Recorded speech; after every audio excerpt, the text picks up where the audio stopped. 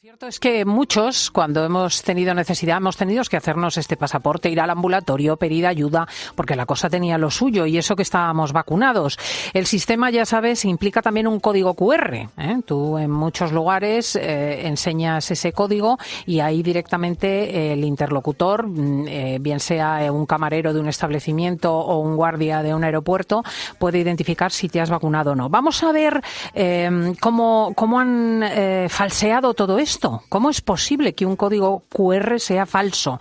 En fin de semana tenemos una experta en tecnología con la que vamos a despejar las dudas sobre ello. Stella Luna de María es CEO de Pentacuar Consulting y experta en ciberseguridad y Big Data. Muy buenos días. Buenos días, Cristina. ¿Cómo estás? ¿Qué tal todo? Pues bien sorprendida, porque hay que ver el tocomocho hasta dónde llega. ¿Qué es un código QR? Para que nos enteremos exactamente y aprendamos algo. Ese cuadradito que encontramos en los restaurantes para ver la carta o que en tantos sitios se nos presenta hoy en día. Pues un código QR es como un código de barras, pero de 2 dimensiones. Entonces, los códigos de barras de toda la vida de los alimentos del supermercado, pues se leen de izquierda a derecha, pues el código QR se lee de arriba a abajo y de derecha a izquierda. O sea, es un código de barra en 2 dimensiones que se utiliza para almacenar un código numérico, alfanumérico, bytes y se utiliza para poder tener una información que tú quieres transmitir a otra persona de una manera codificada y segura. Eso es un código QR. Esto se inventó por primera vez en 1994 en una filial de Toyota, de la compañía de coches, y lo hicieron para llevar un seguimiento de la fabricación de las diferentes partes de un vehículo durante el proceso de manufactura. Y entonces, para hacer esto, desarrollaron este tipo de código de barras multidimensional que tiene el kanji, el kana y los caracteres alfanuméricos, y entonces lo utilizaban para llevar un seguimiento de su proceso. Se hizo muy popular en Asia, en China, en Japón, en Corea, y luego, muchos años después, en Occidente, en Europa, en Estados Unidos, en América, se empezó a popularizar también, pero mucho después, porque digamos que nosotros tenemos siempre... La cultura occidental es un poco más restrictiva, ¿no?, respecto a este tipo de cosas. O sea, la mentalidad, no me refiero a que sea restrictiva, sino esta mentalidad de escanearte y de todo esto. Sí. Claro, ahora nos encontramos con posibilidades de escanear códigos QR en cualquier lado, desde el ambulatorio donde nos vienen unas instrucciones sobre el COVID al restaurante donde nos tenemos que bajar la carta. Bajarse uno de estos códigos, abrir un código QR, ¿es siempre seguro? Vale, esto es una gran pregunta. Entonces, lo primero que yo le diría a los oyentes es que configures tu teléfono para que el código QR no se abra directamente, sino que el código QR, hay varias maneras de hacerlo. Entonces, el código QR, yo por ejemplo tengo iPhone, entonces el código QR me sale una ventanita y me dice, abro lo que viene en el código QR, y entonces yo le pincho y le doy que sí, y entonces se abre. Y entonces esto ya es una barrera de seguridad. Esto es una barrera de seguridad que tú pones para que directamente no se baje lo del código, por si acaso el código pues lo has hecho sin querer o es una cosa maliciosa o no confías en la URL, es decir, no confías en la web que se va a abrir con el código QR, pues tienes la posibilidad de negarte. Entonces, primero que te deje la opción de decir abro tal. Luego, la siguiente cuestión está que tienes siempre, pero esto es con un código QR, como pasa con el phishing, que hemos hablado 50 veces en el programa, o como pasa con cosas, tú tienes que abrir solo de fuentes en las que tú confíes, porque el código QR en sí no tiene nada malo, pero el código QR lo que te lleva es a otro lugar, te lleva a otra dirección web, te lleva a otro sitio. Es en ese sitio en el que puede haber algo malo, en el que puedes entrar en una página web maliciosa, que tenga malware, que te pidan datos que no tengan ninguna relación con el servicio que tú estás accediendo a través del código QR. O sea que sí que hay que tener cierta cautela y sin embargo claro, de por supuesto, restaurantes, bares, esas cosas nos tenemos que fiar siempre. Bueno, claro, depende del restaurante y del bar y de como siempre, o sea, esto es como siempre. Entonces sí, yo ahora por ejemplo, sí, siempre que vas a un bar y ya nadie te da la carta, no te dan el menú y tienes que abrir el código QR. Entonces tú escaneas el código QR con la cámara del teléfono y a mí, por ejemplo, me aparece en mi dispositivo, me aparece, abro la carta, entonces yo leo la URL, es decir, leo el dominio, leo la dirección web del sitio que me pide abrir y compruebo que es la misma que la del restaurante. Y entonces le doy que sí. Porque a lo mejor, yo qué sé, alguien entre medias y te está llevando a un sitio intermedio. Entonces tú compruebas que es exactamente el sitio que dice ser y entonces ya le das que sí y abres.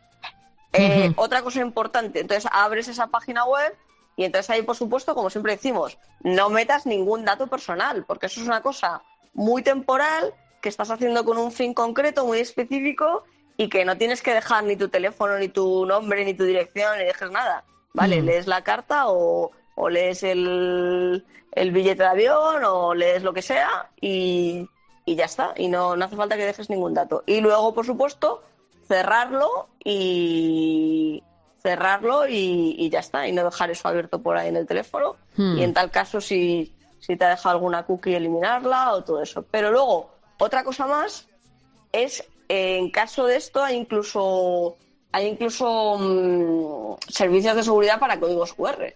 O sea, si alguien además quiere decir, oye, pues es que quiero además estar súper seguro, pues hay apps que tú te puedes bajar que se llama Scan QR Code, que entonces que hay muchas y que entonces que pues hay una que ha hecho Kaspersky, que son estos rusos tan famosos de ciberseguridad, o hay muchas y entonces tú tienes un QR scanner, entonces tienes un scan que ya te dice si ese código QR es bueno o no. O sea, que además de esto puedes implementar medidas de seguridad.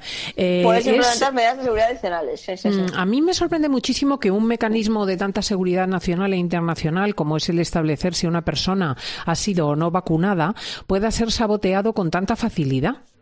Bueno, no sé a qué te refieres con tanta facilidad. Es que todo lo que tiene que ver con un medio informático es susceptible de ser hackeado, de ser modificado.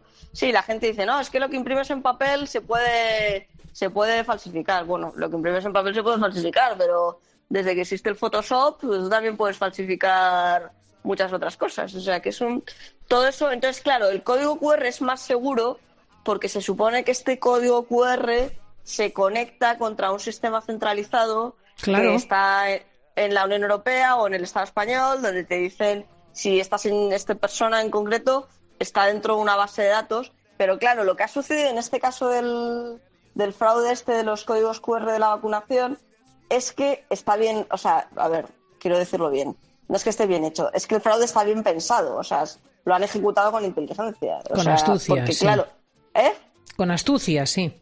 Con astucia, eso es lo que refiero. No digo que moralmente esté bien lo que hayan hecho, pero lo que me refiero es que ellos tenían una persona que en la base de datos de los servicios de salud añadía a esa persona como vacunada. Entonces, cuando generaban el código QR, que es una cosa hasta cierto punto sencilla, cuando generaban el código QR, efectivamente se conectaba contra la base de datos.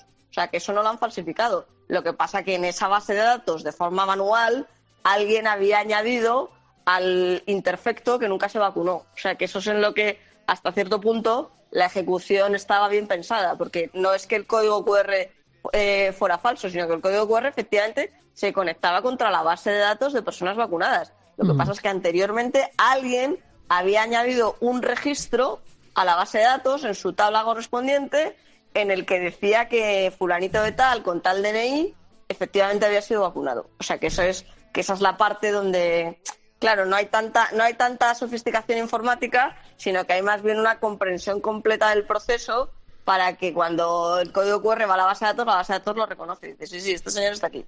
Entonces, oye, bueno, y una última cuestión. Sí. En otro orden de cosas, en esos otros lugares, por ejemplo, vamos por la calle, vemos una farola, un papel arrugado con un código QR, Sí. caemos en la tentación de escanearlo, abrimos. ¿Qué tipo de estafa podemos padecer? Pues de todo. O sea, puedes tener un phishing, que hemos hablado muchas veces del phishing. Puedes, cuando escaneas ese código QR, que se te baje un virus en el teléfono. Por eso yo siempre digo lo de que tengas este paso intermedio de que te abra la ventanita y te diga cuál es el dominio en el que vas a entrar. Y que si quieres tú aceptes o no, para saber dónde entras. O sea, no que directamente abras el código QR y directamente se abra en el teléfono lo que sea. Entonces, puede ser un link peligroso, puede ser un download, puede ser una descarga peligrosa, puede ser un mensaje de texto que sea un scam, puede ser un phishing, es decir, que te están tratando de engañar y de pedirte tus datos personales para una finalidad distinta de la que dicen. Bueno, o sea, es un poco... ¿Y tú recomiendas sí, acudir sí, a la policía en caso de que uno sea objeto de alguno de estas circunstancias? Bueno, lo primero hablar con alguien que te limpie el teléfono y que te limpie todo. O sea, yo primero hablaría con un experto en ciberseguridad y luego después con el INCIBE, que es el Instituto Nacional de Ciberseguridad en España, y luego ya con la policía, sí, si quieres pedir responsabilidades penales, legales o las que sean. Bueno, o advertir que se está produciendo eso para que otros usuarios no caigan en ello. Sí, Pues, sí, sin duda. Clarísimo, Stella Luna de María. Como siempre has conseguido dos cosas estupendas. Uno, explicar, y segundo, que yo lo comprenda. Un abrazo muy fuerte, compañera. Otro, Cristina, un abrazo. Adiós, Hasta pronto, adiós, amiga, adiós.